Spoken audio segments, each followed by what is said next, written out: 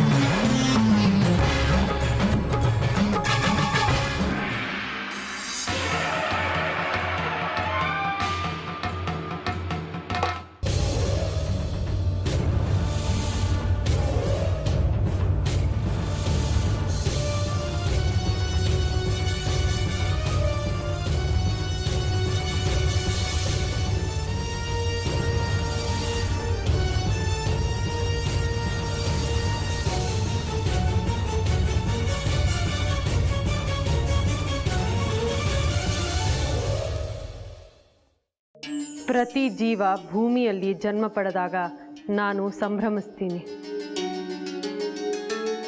ಪ್ರತಿ ತಾಯಿಯ ನೋವು ನಲಿವುಗಳಲ್ಲಿ ನಾನಿರ್ತೀನಿ.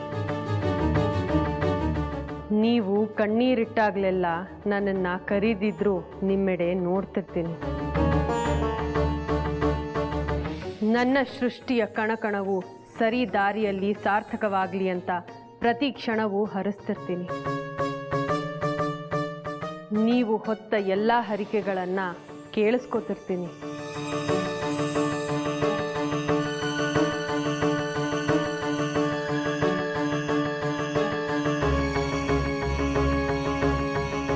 ಸ್ವಾರ್ಥವೋ ನಿಸ್ವಾರ್ಥವೋ ನಿಮ್ಮ ಎಲ್ಲ ಆಸೆಗಳಿಗೆ ನಾನು ಕಿವಿ ಕೊಡ್ತೀನಿ.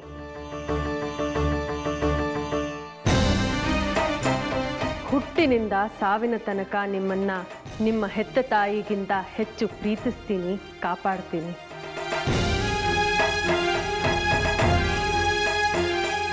ನನ್ನ ಮಡಿಲ ಕಂದಮ್ಮಗಳು ನೀವು, ನನ್ನ ಸೃಷ್ಟಿ ನೀವು. ನಿಮ್ಮ ಮನಸ್ಸುಗಳಲ್ಲಿ ಹೇಗೆ ಇಂಥ ವಿಷಚಿಂತನೆ?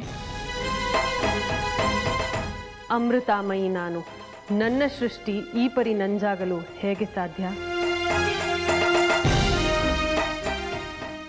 ಅಸತೋಮ ಸದ್ಗಮಯ, ತಮಸೋಮ ಜ್ಯೋತಿರ್ಗಮಯ, ಮೃತ್ಯೋರ್ಮ ಅಮೃತಂಗಮಯ.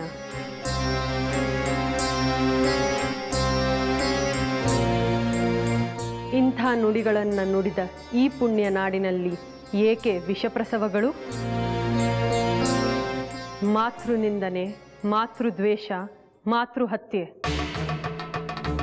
ನನ್ನ ಸೃಷ್ಟಿ ಹೀಗಾಗಲು ಹೇಗೆ ಸಾಧ್ಯ?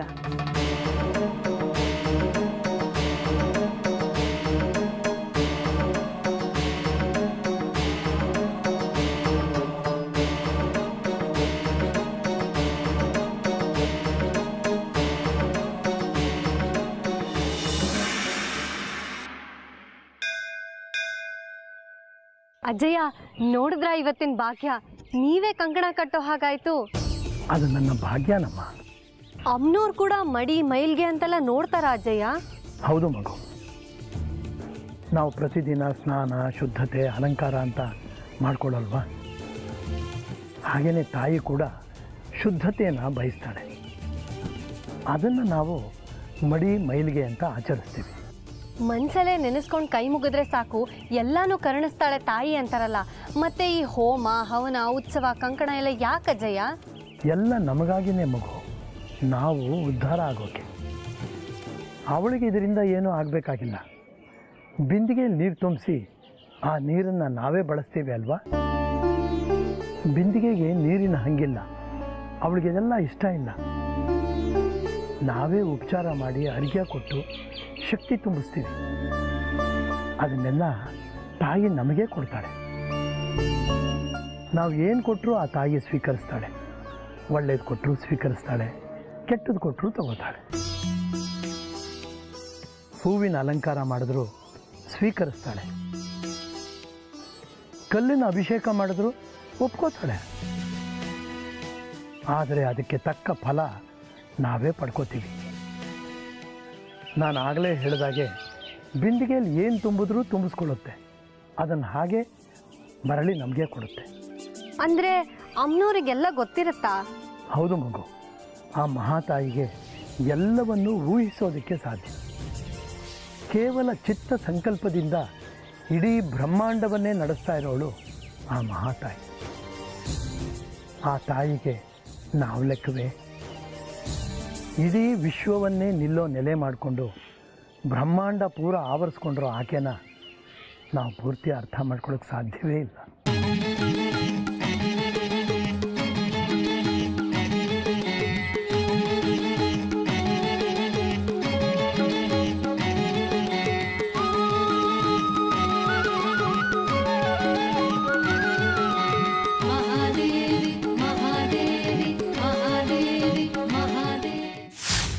ವಿರೂಪಾಕ್ಷ, ಅಂತೂ ಹೇಳಿದ್ದನ್ನ ಮಾಡಿ ತೋರಿಸ್ಬಿಟ್ಟೆ. ಆ ಅಮ್ಮನವ್ರು ಅಷ್ಟೆಲ್ಲ ಅಡೆತಡೆಗಳನ್ನು ಒಡ್ಡಿದ್ರು, ಛಲ ಬಿಡದೆ ಯಾರಿಗೂ ಅನುಮಾನ ಬರ್ದಿರೋ ಹಾಗೆ ಕಾರ್ಯನ ಸಾಧಿಸ್ಬಿಟ್ಟೆ. ಭೇಷ್. ನನ್ನಿಂದ ಕಂಕಣ ಕಟ್ಟಿಸ್ಕೋಬಾರ್ದು ಅಂತ ಅಮ್ಮನವ್ರು ಆಡಿದ ಆಟ ಒಂದ ಎರಡ. ಮೊದಲು ಸಾವಿನ ಮೈಲಿಗೆ, ಆಮೇಲೆ ನಾನು ಮಡಿಯಾಗಬಾರ್ದು ಅನ್ನೋ ಹುನ್ನಾರ. ಮನೆಯಲ್ಲೆಲ್ಲೂ ನೀರು ಸಿಗದೇ ಇರೋ ಹಾಗೆ ಮಾಡಿತ್ತು. ಆದ್ರೂ ಜಯ ನಮ್ಮದೇ.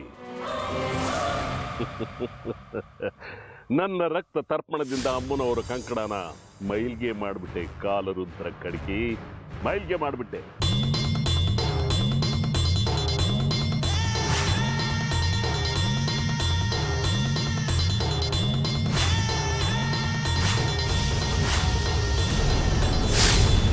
ಇನ್ನು ಆ ತ್ರಿಪುರ ಸುಂದರಿ ಅಮ್ಮನವರ ಉತ್ಸವ ಸ್ಮಶಾನ ಯಾತ್ರೆ ಥರ ಇರುತ್ತೆ.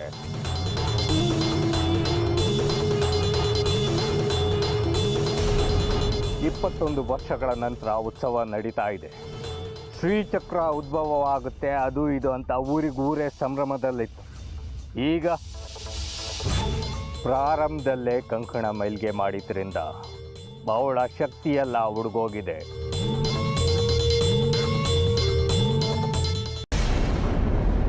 ಇನ್ನು ನಮ್ಮನ್ನ ಯಾರೂ ತಡೆಯೋದಕ್ಕಾಗಲ್ಲ ವಿರೂಪಾಕ್ಷ. ಇದ್ರ ಸಂಭ್ರಮ ನಮಗೆ, ಸೂತ್ಕ ಅಮ್ಮನವ್ರಿಗೆ. ಇದಕ್ಕೆಲ್ಲ ಕಾರಣ ನಿನ್ನ ಮಹಾತಾಯಿನೇ. ಒಂದೊಂದು ಸಾರ್ತಿ ಅವಳಿಗೂ ಉದೋ ಅನ್ಲೇಬೇಕು. ಶ್ರೀ ಶ್ರೀ ಶ್ರೀ ತ್ರಿಪುರ ಸುಂದರಿ ಅಮ್ಮನವರಿಗೆ ಜೈ ಹೋ, ಜೈ ಹೋ, ಜೈ ಹೋ.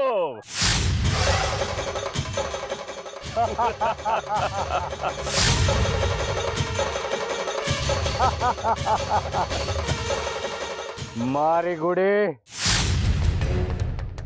ನೀನು ಸಂತೋಷ ಪಡು. ಇನ್ನು ನಮ್ಮ ಕೆಲಸಗಳೆಲ್ಲ ಸುಲಭವಾಗುತ್ತೆ, ಶ್ರೀಚಕ್ರ ನಮಗೆ ಸಿಗುತ್ತೆ.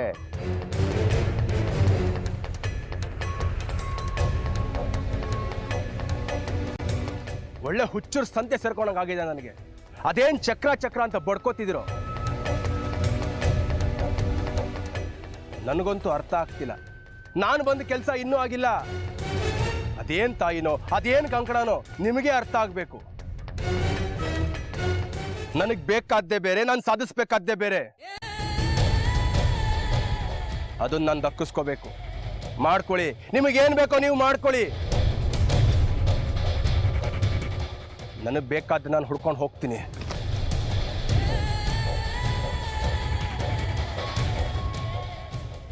ಇವನಿಗಿನ್ನೂ ಜಾಜಿ ಹುಚ್ಚು ಬಿಟ್ಟಿಲ್ಲ. ದೇವರು, ಮಂತ್ರ, ತಂತ್ರ ಯಾವುದ್ರ ಮೇಲೂ ಭಯ ಭಕ್ತಿ ಅನ್ನೋದೇ ಇಲ್ಲ. ಇವನಿಂದ ನಮ್ಗೆ ಯಾವ ಉಪಯೋಗನೂ ಇಲ್ಲ. ಇವನ್ ನಮ್ಮ ಜೊತೆ ಇರೋ ಅಗತ್ಯ ಇದೆಯಾ? ವಿರೂಪಾಕ್ಷ, ಕಡ್ಡಿ ಸೇರಿದ್ರೇನೆ ಪೊರ್ಕೆ ಇದ್ರೇನೆ ಕಸ ಗುಡ್ಸ್ ಹಾಕಕ್ಕೆ ಸಾಧ್ಯ. ನಾವು ಮಾಡ್ತಿರೋ ಕೆಲಸನೇ ಕಾನೂನು ಬಾಹಿರ. ಅಂಥದ್ರಲ್ಲಿ ಇಂಥವ್ರ ರಕ್ಷಣೆ ನಮಗೆ ಬೇಕೇ ಬೇಕು. ಅವನಿಗೆ ಬೇಕಾದ್ದನ್ನು ನಾವು ನೈವೇದ್ಯ ಮಾಡಿದರೆ ನಮಗೆ ಬೇಕಾದ್ದನ್ನು ಪಡ್ಕೊಳ್ಳೋದಕ್ಕೆ ಅವನಿಂದ ಸಹಾಯ ಆಗುತ್ತೆ. ಕಾವಲು ಕಾಯೋ ನಾಯಿಗೆ ಒಂದು ತುಂಡು ಮೂಳೆ ಹಾಕಿದರೆ ಸಾಕು, ತನ್ನ ಪಾಡಿಗೆ ತಾನು ಮೂಳೆ ಕಡಿತಾ ಬಿದ್ದಿರುತ್ತೆ. ನಮಗೆ ಶ್ರೀಚಕ್ರದ ಹುಚ್ಚು, ಅವನಿಗೆ ಜಾಜಿ ಹುಚ್ಚು. ಅವನು ಹೇಳಿದ್ದು ಸರಿನೇ. ನಾವೆಲ್ಲ ಹುಚ್ಚರ ಸಂತೆಯಲ್ಲೇ ಇದ್ದೀವಿ.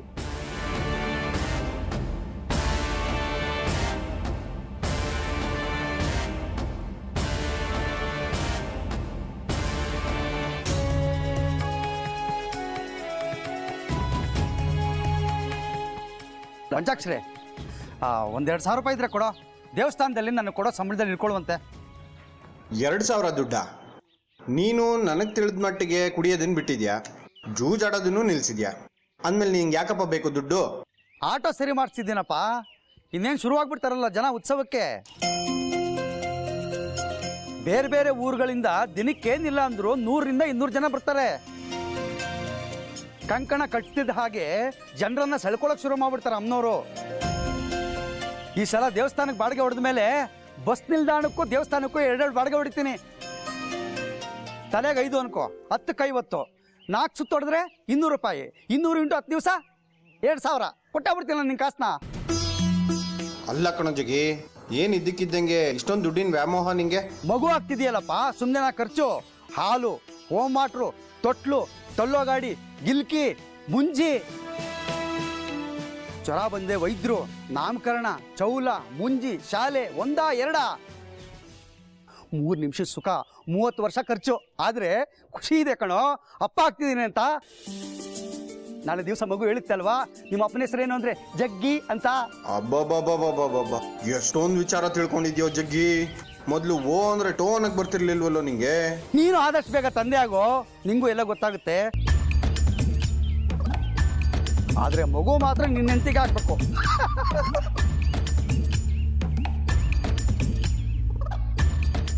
ತಮಾಷೆ ಮಾಡಿದೆ ಕಣೋ. ನೋಡೋ, ಏನಿಲ್ಲ ಅಂದರೂ ವರ್ಷಕ್ಕೆ 2 ಲಕ್ಷ ಬೇಕು ಕಣೋ.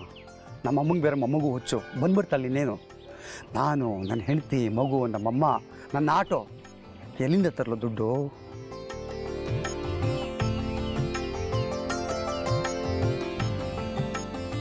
ತಗೋ 2,000 ಇದೆ, ಆಮೇಲೆ ಬೇಗ ತೀರಿಸ್ಬಿಡ್ಬೇಕಪ್ಪ.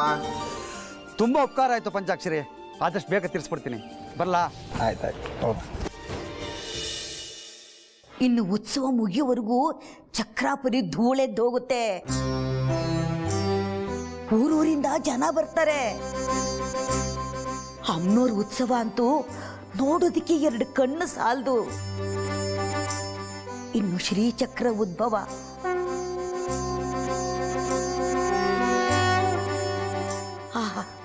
ನೋಡ್ತಾ ಇದ್ರೆ ಜನ್ಮ ಪಾವನ ಆಗತ್ತೆ.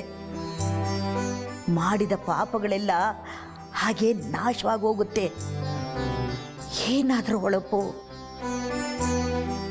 ಏನು ವೈಭವ. ಕುಂಭಮೇಳ 12 ವರ್ಷಕ್ಕೊಮ್ಮೆ ಆದರೆ ಈ ನಮ್ಮ ಚಕ್ರಾಪುರಿಯಲ್ಲಿ ಚಕ್ರೋದ್ಭವ 21 ವರ್ಷಕ್ಕೆ ಒಮ್ಮೆನೇ ಆಗೋದು. ಕಳೆದ ಸಾರಿ ಉತ್ಸವ ನಡೆಯೋ ಕಾಲಕ್ಕೆ ನೀನಿನ್ನು ಚಿಕ್ಕವಳು, ಸುಂದರಿ ಹುಟ್ಟಿದ ಸಮಯ. ಇಡೀ ಚಕ್ರಾಪುರಿನೇ ಜಾತ್ರೆ ಆಗ್ಬಿಟ್ಟಿತ್ತು. ಉತ್ಸವದ ವೇಳೆ ಭಕ್ತಾದಿಗಳೆಲ್ಲ ಮನೆ ಜಗಲಿಗಳ ಮೇಲೆ ಬಂದು ಮಲಗ್ತಾ ಇದ್ರು. ಎಲ್ಲಿ ನೋಡಿದ್ರು ಜನ, ಬರೀ ತಲೆಗಳೇ ಕಾಣುತ್ತೆ. ಭಕ್ತರಿಗೆ ಊಟ, ಉಪಚಾರ, ಪ್ರಸಾದವಂತೂ ದೇವಸ್ಥಾನದಲ್ಲಿ ಸದಾಕಾಲ ನಡೀತಿರುತ್ತೆ. ನಮ್ಮ ಶೇಖರಿ ಅಂತೂ ಅಡಿಗೆ ಮಾಡೋದ್ರಲ್ಲೇ ಹೈರಾಣ ಆಗೋಗ್ತಾನೆ. ಉತ್ಸವ ಮುಗಿಯೋವರೆಗೂ ದೇವಸ್ಥಾನದ ಅಡಿಗೆ ಶಾಲೆನೇ ಅವನಿಗೆ ಮನೆ. ಊರಿನ ಮನೆನೂ ದೀಪಾವಳಿ ಥರ ಬೆಳಗ್ತಿರುತ್ತೆ. ದೇವಸ್ಥಾನ ತುಂಬ ದೀಪೋತ್ಸವ, ಕಲ್ಯಾಣಿಲಿ ತೆಪ್ಪೋತ್ಸವ. ನಿನ್ ಗಂಡ ಆಟೋದಲ್ಲಿ ಜನರನ್ನ ಬಾಡಿಗೆ ಹೊಡಿತಾನಂತೆ ಉತ್ಸವ ಮುಗಿಯೋವರೆಗೂ. ಬರೋ ಲಾಭನ ಆಗ್ಲೇ ಲೆಕ್ಕ ಹಾಕ್ತಿದ್ದಾನೆ. ಏನೇನೋ ಕನ್ಸೌಂದು ಬಂದು ಬಡಬಡ ಅಂತ ಒಂದಷ್ಟು ಅಂದೋದ. ಒಟ್ಟಾರೆ ಊರೇ ಸಂಭ್ರಮ ನೋಡು.